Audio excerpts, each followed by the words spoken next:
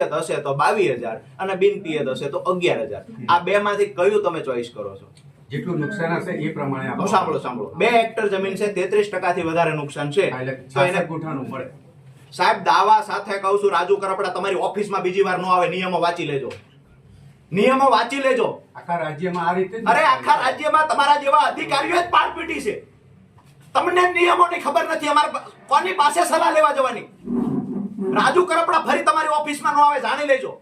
33% કરતા વધારે નુકસાન હોય તો પિયત વિસ્તાર છે તો એમાં 22,000 હેક્ટરે મળવા પાત્ર, બિન પિયત હોય તો 11,000 રૂપિયા. પછી ક્ષેત્રફળ જેટલું ઓછું આવે તો એ પ્રમાણે વળતર ઘટે. હવે તમે તો ટકાવારી જાણે, અહીંયા કોઈ માપકનું યંત્ર છે ટકાવારી માપવાનું? નિયમો તમે જાણતા નથી. તમે એવું કહો છો તો 66% વળતર મળે.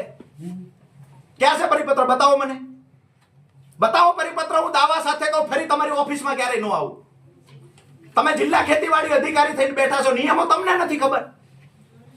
એક દિવસ તમે કહો છો સરપંચને ભેગા રાખવાના છે, કમિટીના સભ્ય છે, આવું તમે બોલેલા.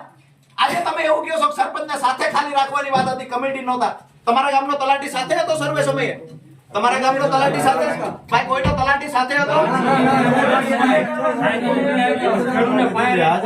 કોઈ ખેડૂતને ખબર જ નથી સર્વે કરી ગયા. ગ્રામ સેવકો પાસે મંગાવો, અમે જોઈ લઈએ. હા ઉલ્લુ બનાવવા સાહેબ. અમે મંજીરા નથી વગાડતા, અમે ખેડૂતો માટે લડવા આવ્યા છીએ ને, મંજીરા વગાડવા નથી આવ્યા છે. પરિપત્ર બતાવો તમે તમતારે મંગાવી લો ભાઈ પરિપત્ર. 33 હજુ કહું છું, પાછો સ્પષ્ટતા કરું, 33% થી વધારે નુકસાન હોય એવા કિસ્સામાં પ્રતિ હેક્ટર પિયતમાં 22,000, બિન પિયતમાં પ્રતિ હેક્ટર 11,000. 2 હેક્ટરની મર્યાદામાં વળતર ચૂકવવાનું. હવે એને 70% નુકસાન હોય તો એ મુજબ કેલ્ક્યુલેશન.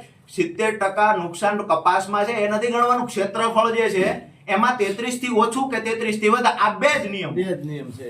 33 થી ઓછું છે, 33 થી વધારે છે, બરાબર છે. તમારો ગ્રામ સેવક અલગ વ્યાખ્યા આપે છે, તમે અલગ વ્યાખ્યા આપો, વિસ્તરણ અધિકારી અલગ વ્યાખ્યા આપે, ગામડેથી આંકડા લખવામાં આવે, આંકડામાં ફેરફાર કરી નાખવામાં આવ્યો, આંકડા બદલી નાખ. તમને હું દાવા સાથે કહું, આંકડા બતાવો અમને. કયા ખેડૂત સાથે ફોટો પાડીને કીધું છે કે તારે આટલું નુકસાન છે? સાહેબ અમારી સ્પષ્ટ વાત છે, કોના આધારે ખેડૂત સાથે છેતરપિંડી થઈ આ માહિતી અમારે જોઈએ છે. આમાં અમારે કાયદાકીય લડવાનું થાય તો લડશું છે.